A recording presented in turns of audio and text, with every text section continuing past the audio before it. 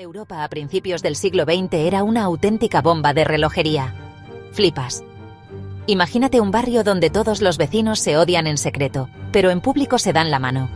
Pero, todos están comprando armas hasta los dientes por si acaso. Eso era Europa. Por un lado tenías el Imperio Británico, que era el rey del mambo, controlando los mares y con colonias por todo el globo. Luego estaba Alemania, una potencia nueva, industrializada, con un ejército que daba miedo y con unas ganas locas de comerse un trozo más grande del pastel mundial. Francia, por su parte, todavía estaba con la espinita clavada por haber perdido Alsacia y Lorena contra los alemanes décadas antes y quería su revancha. Era un ambiente de tensión brutal. El nacionalismo estaba a tope.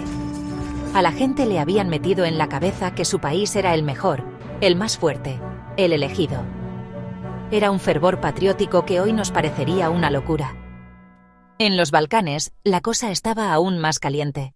El 28 de junio de 1914. Apuntad la fecha. Sarajevo, capital de Bosnia, una provincia del Imperio Austrohúngaro. El archiduque Francisco Fernando, el heredero al trono del imperio, estaba de visita oficial con su esposa, Sofía. Un día que debía ser de pompa y desfiles, se convirtió en el detonante del apocalipsis. Un grupo de nacionalistas serbios, una organización secreta llamada La Mano Negra, quería a los austríacos fuera de Bosnia y veían al archiduque como el símbolo de la opresión. Tenían un plan: matarlo. Y lo que pasó ese día fue una mezcla de chapuza, mala suerte y destino. Una auténtica película. El primer intento de asesinato fue un desastre total. Un terrorista lanzó una bomba contra el coche del archiduque, pero rebotó y explotó debajo de otro vehículo, hiriendo a varias personas. Francisco Fernando, que tenía más cojones que otra cosa, decidió continuar con la visita después del susto. Pero aquí viene la cagada monumental. Nadie le dijo al conductor del cambio de ruta. El chofer se equivocó de calle, y al intentar dar marcha atrás, el coche se caló. ¿Y sabéis quién estaba en esa misma esquina, comiéndose un sándwich después de que el plan hubiera fallado? Gavrilo Princip, otro de los terroristas. Princip no se lo podía creer. El destino le había puesto a su objetivo en bandeja de plata, a 2 metros de distancia. No lo dudó. Sacó su pistola y disparó 2 veces. Una bala alcanzó a Sofía en el abdomen y la otra al archiduque en el cuello. Murieron en cuestión de minutos.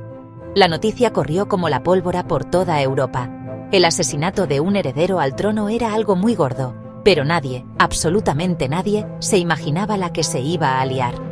Austria-Hungría, cabreadísima, vio la oportunidad perfecta para darle una lección a Serbia, a la que acusaba de estar detrás de todo el complot. Fue el momento que estaban esperando. El Imperio Austrohúngaro le envió a Serbia un ultimátum con una lista de exigencias imposibles de aceptar para un país soberano. Era una humillación en toda regla. Serbia, con el apoyo de Rusia, aceptó casi todas, pero se negó a la que permitía a la policía austríaca investigar en su territorio. Era la excusa perfecta.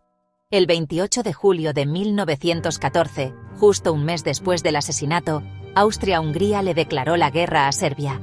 Y aquí es donde el sistema de alianzas entró en juego como un dominó infernal. Rusia, protectora de Serbia, movilizó a su ejército. Alemania, aliada de Austria-Hungría, le exigió a Rusia que parara. Rusia se negó. Y el 1 de agosto, Alemania le declaró la guerra a Rusia. La mecha estaba prendida. El inicio de la guerra, en agosto de 1914, fue una locura de movimientos rápidos. Es lo que se conoce como la guerra de movimientos. Los alemanes pusieron en marcha su plan Schlieffen a toda pastilla. Un ejército gigantesco atravesó Bélgica como una apisonadora y se adentró en Francia, arrollando todo a su paso. El objetivo era rodear París y aplastar al ejército francés.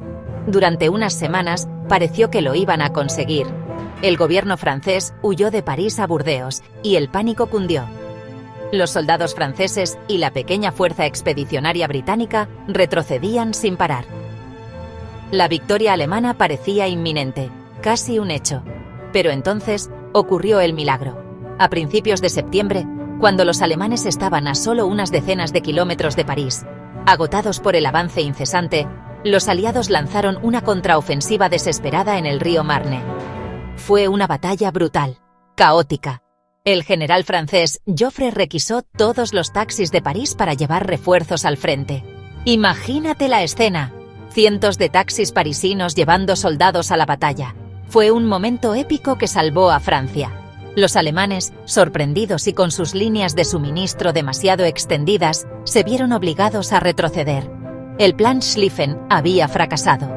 La guerra rápida se había acabado. Tras la batalla del Marne, empezó una fase conocida como la carrera hacia el mar. Ambos ejércitos intentaron flanquearse el uno al otro, moviéndose hacia el norte, hacia la costa del Canal de la Mancha. Cada vez que un bando intentaba rodear al otro, se encontraba con que el enemigo ya estaba allí. El resultado fue que se fueron cavando trincheras para protegerse del fuego de artillería y las ametralladoras. Llegamos a 1916, el año de las carnicerías. Si la guerra ya era un infierno, en este año se superaron todos los límites del horror humano. Los altos mandos, tanto alemanes como aliados, seguían obsesionados con la idea de una batalla decisiva que rompiera el estancamiento del frente. Y lo intentaron con dos ofensivas que se han convertido en el símbolo de la brutalidad y la inutilidad de la Primera Guerra Mundial, Verdún y el Somme. Estas batallas no buscaban tanto conquistar terreno como literalmente desangrar al ejército enemigo hasta que no pudiera más. Una estrategia demencial y psicopática. La batalla de Verdún empezó en febrero. Fue una ofensiva alemana. El general Falkenhayn eligió Verdún porque era una ciudad-fortaleza con un valor simbólico enorme para los franceses. Su plan no era conquistarla, sino obligar a los franceses a defenderla a cualquier precio, y luego aniquilarlos con su artillería superior. Quería desangrar a Francia hasta la muerte. Lo que siguió fue una pesadilla de 10 meses. Un bombardeo de artillería constante que convirtió el paisaje en un cráter lunar. Los soldados luchaban por metros de terreno sin valor, entre bosques destrozados y pueblos pulverizados. Verdún se convirtió en una picadora de carne. Los franceses, bajo el lema «No pasarán» del general Pétain, resistieron de forma heroica. El sufrimiento fue indescriptible. Los soldados vivían en el barro, rodeados de cadáveres en descomposición, bajo una lluvia constante de obuses. Para aliviar la presión sobre Verdún, los británicos y franceses lanzaron su propia gran ofensiva en julio, más al norte, en el río Somme. El primer día de la batalla del Somme, el 1 de julio de 1916, es el día más sangriento en la historia del ejército británico. Tuvieron casi 60.000 bajas, de las cuales 20.000 fueron muertos. Una puta barbaridad. Los generales les habían ordenado avanzar caminando en línea recta hacia las ametralladoras alemanas. Una sentencia de muerte. La Primera Guerra Mundial no se luchó solo en las trincheras. Fue el primer conflicto de la historia en ser una guerra total. ¿Qué significa esto? Que toda la sociedad, toda la economía y toda la población civil se movilizaron para el esfuerzo bélico. La guerra lo devoraba todo. Las fábricas que antes hacían coches o maquinaria agrícola, ahora producían armas, municiones y uniformes a un ritmo frenético. Los gobiernos tomaron el control de la economía, fijando precios, racionando alimentos y materias primas. La vida cotidiana de la gente que se quedó en casa cambió de forma radical. Con millones de hombres en el frente, había un vacío enorme en las fábricas y en el campo. ¿Y quién ocupó ese vacío? Las mujeres. Por primera vez en la historia, las mujeres entraron masivamente en el mercado laboral. Trabajaron en las fábricas de municiones. Las llamaban canarias en el Reino Unido por el color amarillento que se les quedaba en la piel por los químicos, como conductoras de tranvía, en la agricultura, como enfermeras cerca del frente. Su contribución fue absolutamente vital para mantener el esfuerzo de guerra. Este cambio social fue una revolución silenciosa que, después de la guerra, sería clave para que las mujeres consiguieran el derecho al voto en muchos países. La propaganda se convirtió en un arma de guerra fundamental. Los gobiernos crearon carteles, películas y noticias para mantener alta la moral de la población y para demonizar al enemigo. Los alemanes eran representados como unos bárbaros que cometían atrocidades, mientras que los aliados se presentaban como los defensores de la civilización y la democracia. Se censuraba la prensa para ocultar la verdadera magnitud del horror del frente y las malas noticias. Se fomentaba el odio hacia el enemigo para justificar los sacrificios que se le pedían a la gente. El año 1917 fue el punto de inflexión de la guerra. Pasaron dos cosas que cambiaron las reglas del juego por completo. Por un lado, la Revolución Rusa. Y por otro, la entrada de Estados Unidos en el conflicto. Hasta ese momento, la guerra estaba en un punto muerto sangriento, pero estos dos eventos inclinaron la balanza de una forma decisiva. Rusia, uno de los pilares de los aliados, estaba al límite. Las derrotas militares, la incompetencia del zar Nicolás II y el hambre en las ciudades provocaron un estallido social. En febrero, una revolución derrocó al zar. Pero el gobierno provisional que lo sustituyó cometió el error de continuar la guerra. El ejército ruso se estaba desmoronando.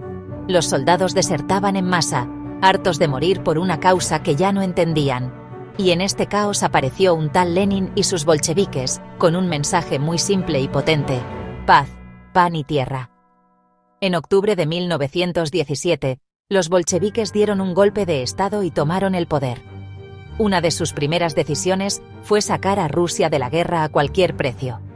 En marzo de 1918, firmaron el Tratado de Brest-Litovsk con Alemania, cediendo territorios enormes. Para Alemania, esto fue una noticia cojonuda. Por fin se habían librado del frente oriental. Ahora podían concentrar todas sus tropas en el oeste para dar el golpe de gracia a Francia y Gran Bretaña. Pero mientras una superpotencia salía, otra entraba. Estados Unidos se había mantenido neutral durante casi 3 años, aunque en la práctica ayudaba a los aliados con préstamos y suministros. El presidente Woodrow Wilson había sido reelegido con el lema «Él nos mantuvo fuera de la guerra». Pero Alemania, desesperada por romper el bloqueo naval británico, tomó una decisión fatal: reanudar la guerra submarina sin restricciones. Esto significaba que sus submarinos, los U-Boot, hundirían cualquier barco que se dirigiera a Gran Bretaña, incluidos los barcos de países neutrales como Estados Unidos. Era una apuesta muy arriesgada. La gota que colmó el vaso fue el famoso telegrama Zimmermann. En enero de 1917, la inteligencia británica interceptó un telegrama secreto del ministro de Exteriores alemán, Arthur Zimmermann, al embajador alemán en México. En él, le proponía a México una alianza militar contra Estados Unidos. Si ganaban la guerra, Alemania prometía ayudar a México a recuperar Texas, Nuevo México y Arizona. Cuando se hizo público, el escándalo en Estados Unidos fue mayúsculo. La opinión pública, ya cabreada por el hundimiento de barcos, se puso furiosa. El 6 de abril de 1917, Estados Unidos declaró la guerra a Alemania. Con Rusia fuera de la guerra, Alemania lanzó una última y desesperada ofensiva en la primavera de 1918, la ofensiva de primavera o Kaiserschlacht. Usando nuevas tácticas de infiltración con tropas de asalto, los Stormtroopers consiguieron romper el frente por primera vez en años y avanzaron profundamente en territorio aliado. Por un momento, pareció que podían ganar la guerra. Llegaron de nuevo a las puertas de París y la ciudad fue bombardeada por un cañón gigante, el Gran Bertha. Pero estaban agotados, sin reservas y sin recursos. Habían gastado sus últimas fuerzas en ese ataque. La llegada masiva de tropas estadounidenses frescas y bien equipadas fue el clavo en el ataúd de las potencias centrales. A las 11 de la mañana del día 11 del mes 11 de 1918, se firmó el armisticio en un vagón de tren en el bosque de Compiègne. La Primera Guerra Mundial había terminado. El silencio que cayó sobre el frente debió de ser ensordecedor para los soldados que habían vivido 4 años bajo el estruendo constante de la artillería. La pesadilla había acabado. Pero el mundo que surgía de las cenizas estaba roto y lleno de cicatrices. En 1919, los líderes de los países vencedores se reunieron en la Conferencia de Paz de París para decidir el futuro. El resultado fue el Tratado de Versalles. Fue un tratado de paz, pero diseñado desde la revancha, especialmente por parte de Francia. Las consecuencias de la Primera Guerra Mundial fueron brutales, devastadoras. Unos 10 millones de soldados muertos y más de 20 millones de heridos, muchos de ellos mutilados de por vida. A esto hay que sumar los millones de civiles muertos por el hambre, las enfermedades y la propia guerra. Una generación entera de jóvenes europeos fue aniquilada o traumatizada para siempre. A Alemania se la declaró única culpable de la guerra. la famosa cláusula de culpabilidad de guerra, se le impusieron unas reparaciones económicas impagables, se le despojó de todas sus colonias, y se le obligó a reducir su ejército a una fuerza simbólica. Fue una humillación total. Muchos, incluso en ese momento, advirtieron que un tratado tan duro no traería una paz duradera, sino que sembraría las semillas del odio y de un futuro conflicto. No se equivocaban. El Tratado de Versalles, con su humillación a Alemania, generó un resentimiento tan profundo que fue el combustible perfecto para el ascenso de un cabo austríaco llamado Adolf Hitler y su partido nazi. Hitler prometió vengar la humillación de Versalles y devolverle a Alemania su grandeza. Y solo 20 años después de que acabara la Gran Guerra, el mundo se vio arrastrado a un conflicto aún más destructivo, la Segunda Guerra Mundial. La primera no fue el final, solo fue el primer acto de una tragedia europea que duraría 30 años. Una lección terrible sobre cómo el odio y la venganza solo engendran más odio y más guerra.